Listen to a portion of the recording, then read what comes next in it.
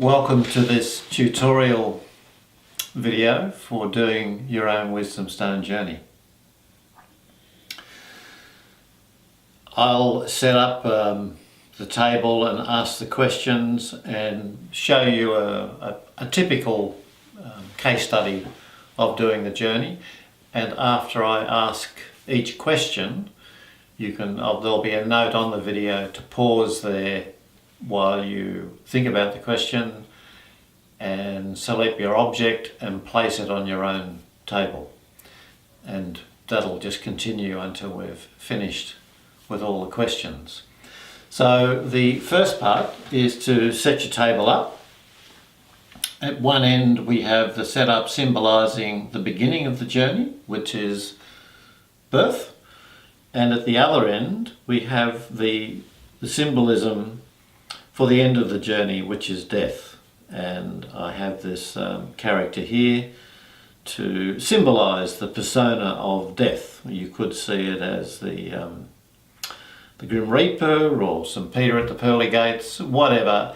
But it's a very important part of the journey, and one that we often neglect in society, neglecting the fact that our journey is finite. It's not endless.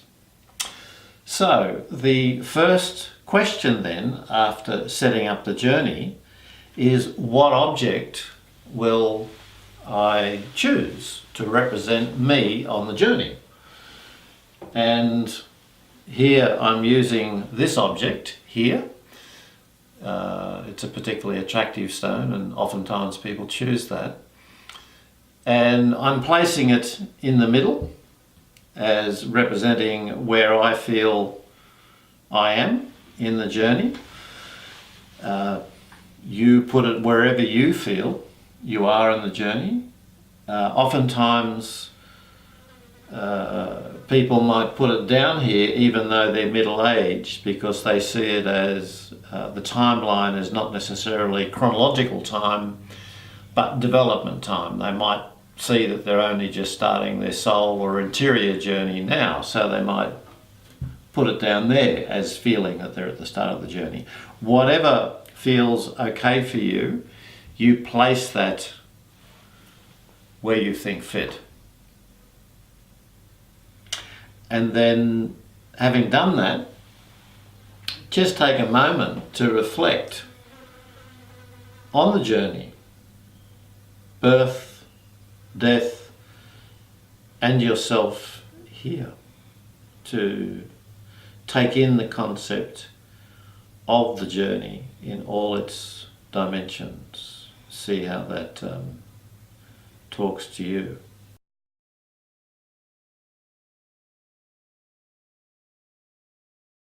The next question I ask is, who do you have or would you like to have as mentors on your life's journey? And I'm talking about people who have passed over, or historical figures. So in a historical sense, it could be a religious figure, it could be Jesus or Muhammad or the Buddha, or it could be someone that you really admire like Nelson Mandela. It could be a grandparent that you feel close to and you feel they have a sense of wisdom, or a philosopher, Einstein, whatever. The concept of that is to broaden your sense of resources on the journey so that you can seek to, in your deliberation, you can, if you value these people, you can imagine them asking them questions and seeing what you feel is the influence that would come from them. Some people like to use animal totems, bears, eagles, Some people are really inspired by nature places. Whatever those significant mentors that you can use on your journey. Typically, we would have maybe, someone might mention the Buddha, and then they might mention their grandfather or grandmother who was of a particular influence on them.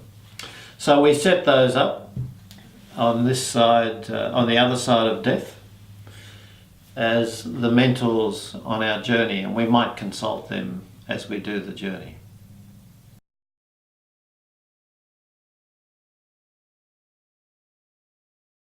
The next question's a big one. So let's pick a big rock and let's put it here, just at the point of our end of our life and our passing over. And the question is, who do I want to be at this time? What qualities do I want to embody? What can I say if I'm asked, what gifts do I bring? So that's a big one, and oftentimes people haven't thought about that.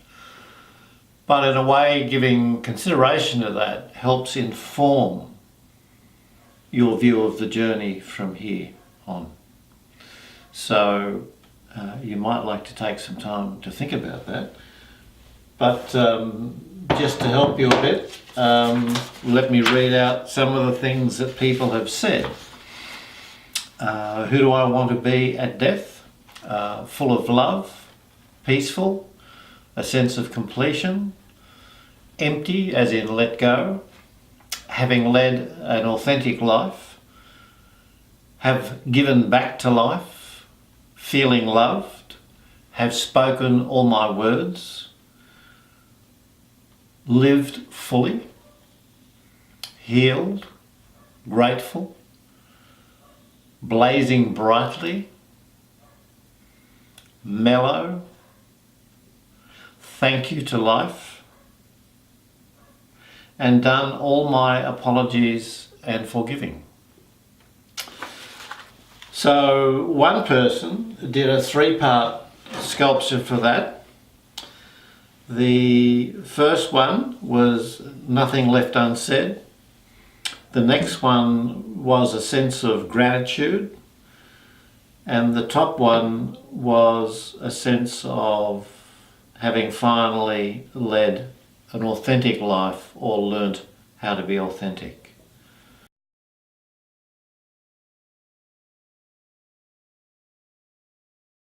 Next is another important question. It relates to this time here. And the question is, what events in your life have occurred between here and here that still have impact on you, have energy on the way you behave and view the life, your sense of well-being?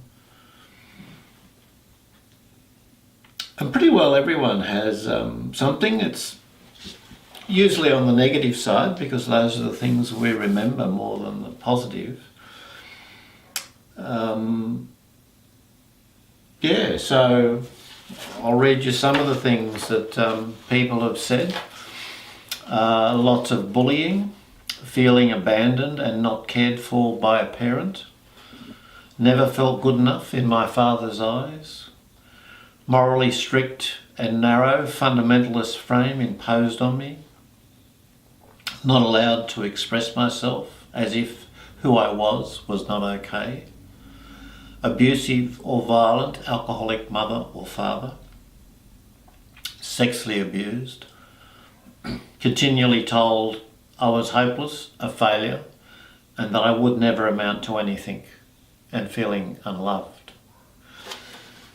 So that's not all in the one person, of course, but gives you an idea of some of the issues that have been big in people's lives that still have an impact on who they are now. So that's, again, something you might like to give some thought to. Sometimes you need to do an exercise of a timeline between there and thinking about which things still impact on you. One person's placing was, this was felt to be very significant, and this was the morally and strict, narrow and fundamentalist frame imposed on him, and he felt that that had a big impact on his life. And never felt good enough in his father's eyes. That was always strong for him. And continually told that I was hopeless and a failure. So that's an idea of the sorts of things, and as you can see, we're slowly building up our life pattern here.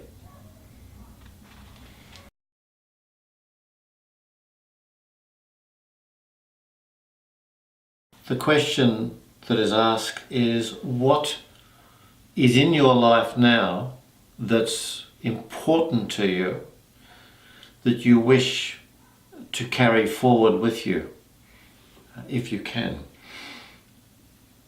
And oftentimes people come up with an obvious one, family. That can be, you know, if they're separated, it could be just children. So yeah, family is a common one. Friends that love you and care for you, keeping, you know, and that's work, keeping up with that. And sometimes there are particular things, like one guy had an environmental land care group that did a project every week, enhancing or fixing their local environment, and he got a hell of a lot out of that and felt he was giving back, so we put that there for him. Other people have work projects or skills or training or something that's really important to them that they want to achieve. So they construct a series of things around that.